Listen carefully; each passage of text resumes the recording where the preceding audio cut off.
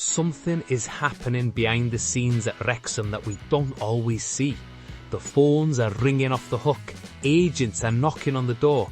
There's a flurry of activity that goes far beyond just bringing new faces in. We always talk about the signings, don't we? The big names, the Hollywood sparkle, the fresh legs coming into the squad. But right now, there's a different narrative unfolding in North Wales. A narrative of resistance, a narrative of tough decisions. There are vultures circling, looking to pick off our talent, looking to take advantage of our squad depth. But the Gaffer, he's drawing a line in the sand. He's looking at that squad list, he's looking at the offers coming in, and for some of them, he's saying a firm, absolute no. But for others, the door is creaking open. It's a delicate game of chess being played right now, and the pieces are moving fast. Hello everyone, welcome back. It's Rodrigo here. Let's get straight into it. We are deep in the January transfer window, and if you support the Red Dragons, you know this time of year is usually absolute chaos. But it's not always about splashing the cash. Sometimes the most important moves are the ones you don't make, the players you keep, the stability you maintain. We have received some critical information directly from Phil Parkinson regarding the state of the squad as we approach the deadline next Monday. And it is fascinating, truly fascinating, because it reveals the tension between having a wealthy, ambitious squad and the cold, hard rules of the English Football League. You see, the headline isn't just Wrexham signs player X. The headline today is Wrexham refuses to let go of player Y. And that distinction matters. We know there is loan interest, significant interest. Other clubs, presumably in League One or the lower end of the Championship, are looking at our bench and thinking, I'll have a bit of that. They see the quality we have stockpiled at the Racecourse and they want to borrow it.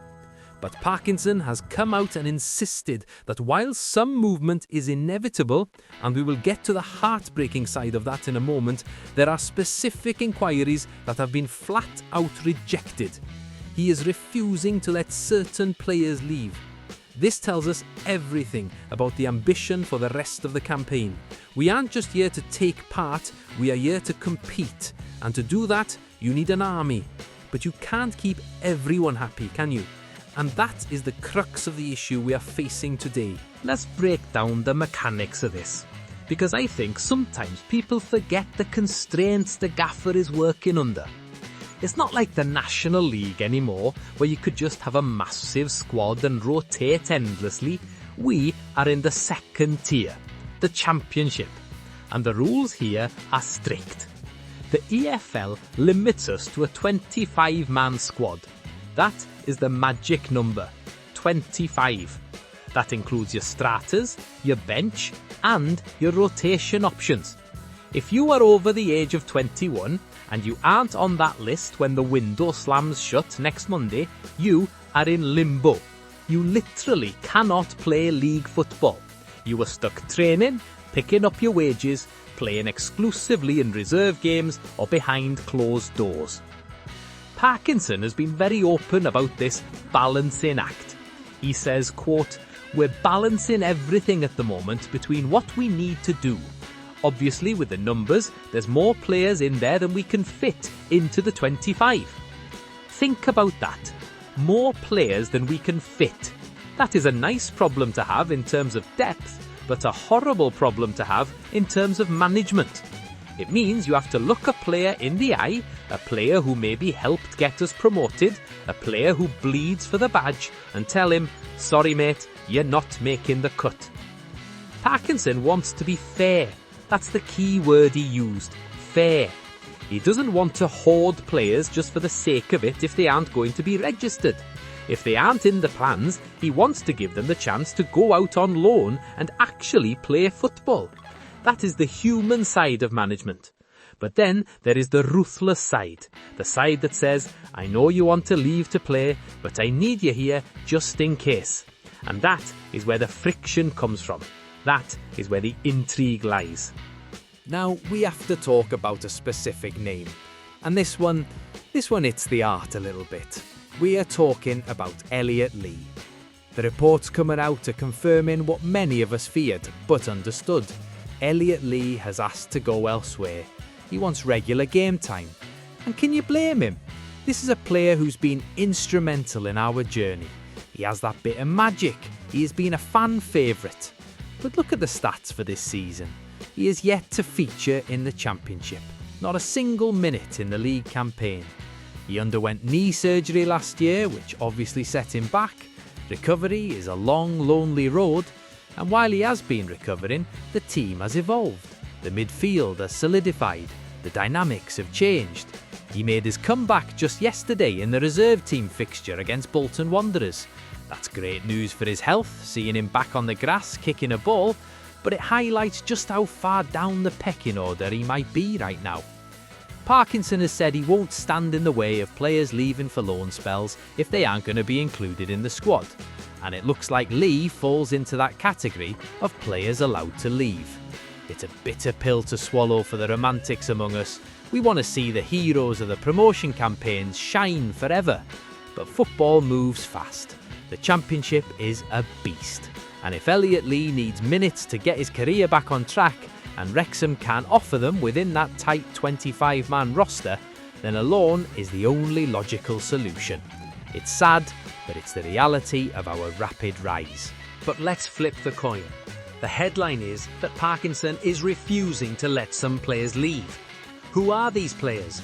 The report states clearly, there's been other inquiries for our players, and some we're not prepared to let go. This is where it gets interesting. This suggests that clubs are calling about players who might be on the fringe, or maybe even key players, and Parkinson is shutting it down. Why? Because of the clean sheet mentality, because of the need for cover. Imagine the scenario. A League One club calls up asking for one of our backup defenders, or a midfielder who plays 20 minutes here and there. The player might want to go, but Parkinson knows that one injury, one suspension, and suddenly that fringe player is starting at Elland Road or the Stadium of Light. He's protecting the club's interests over the individual's desire in these specific cases. He's saying, I know you want to play every week, but I need you on this bench. I need you ready. It shows that Wrexham isn't just looking at the starting 11. We are looking at the squad as a cohesive unit that needs to survive a 46-game season.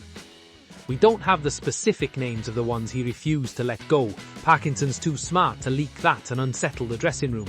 But you can bet it involves players who offer tactical versatility, players who can slot into multiple positions. In a restricted 25-man squad, a player who can play right back and centre midfield is worth his weight in gold. You don't loan that player out even if he isn't starting every week. You keep him, you lock him down. We have to give credit to Phil Parkinson here. It is not easy to manage a squad with this much talent and this much expectation. We often talk about the Hollywood owners and the glamour, but the day-to-day reality is managing egos and managing careers. Parkinson's quote is very telling. We're just trying to get the balance right, and hopefully we'll achieve that. He sounds calm, doesn't he? But underneath that calmness is a calculator constantly whirring away. He's trying to make the numbers add up. That phrase sticks with me. It's not about emotion, it's about arithmetic. If we sign a new striker, someone has to go. If we bring in a defender, someone drops out of the 25. If we keep Elliot Lee, who do we cut? If we let him go, do we have enough cover if our primary playmaker gets injured? This is the headache of the manager, and Parkinson is being incredibly transparent about it. He's not hiding, he's telling the fans, look, everyone can see the numbers, everyone can do the math. He respects our intelligence. He knows we can look at the Wikipedia page, count the names, and realise that 3 or 4 lads are going to be left disappointed. His refusal to let some leave proves he believes this squad, the one we have right now, is capable of something special. You don't hoard players if you're happy with mid-table mediocrity. You keep depth when you are pushing for something or when you are terrified of the drop. I like to think it's the former. He wants options. He wants to be able to look down the bench in the 80th minute of a tight game and see a game changer, not an empty seat. We are now in the final stretch. The article mentions the window closes next Monday. That means we are in the end game. The pressure is ramping up. For the players who've been told they can leave, like potentially Elliot Lee, these next few days are excruciating. They are waiting for the phone to ring. They are waiting to see where they will be living for the next 5 months. For the players Parkinson has blocked from leaving, there might be frustration. They might be knocking on his door asking why can't I go? And Parkinson has to manage that. He has to keep them motivated. He has to tell them, your time will come, stay ready. That is the hidden challenge of the January window. It's not just about who you buy, it's about how you manage the morale of the ones you keep against their will. It's about keeping the Red Dragon spirit alive in a dressing room where some guys know they are only there as insurance policies. But this is what separates the top managers from the average ones. The ability to look a player in the eye, deny him a move, and still get 100% effort from him on the training pitch the next morning. That is the culture Parkinson has built at the Racecourse. It's a culture of collective responsibility. So, where does this leave us? It leaves us with a squad that is being trimmed but also protected. It leaves us with the sad realization that heroes like Elliot Lee might need to go elsewhere to do what they love, play football. But it also leaves us with the assurance that Phil Parkinson is in control. He is not letting players walk out the door if it weakens Wrexham. He is putting the club first, always. The interest is there, the loans are available, but the Gaffer is standing firm at the gate, checking the IDs and deciding who stays to fight and who is allowed to leave. It's going to be a frantic few days. Expect departures, expect some heartstrings to be pulled, but trust the process. Trust that the 25 names submitted to the EFL next week will be the 25 names capable of carrying this club to where it needs to be. We will be monitoring this situation hour by hour. If a name breaks, if a loan is confirmed, or if we find out exactly who Parkinson blocked from leaving, you will hear it here first. Keep the faith, keep the passion, and keep supporting the lads, whoever ends up wearing the shirt come Monday night.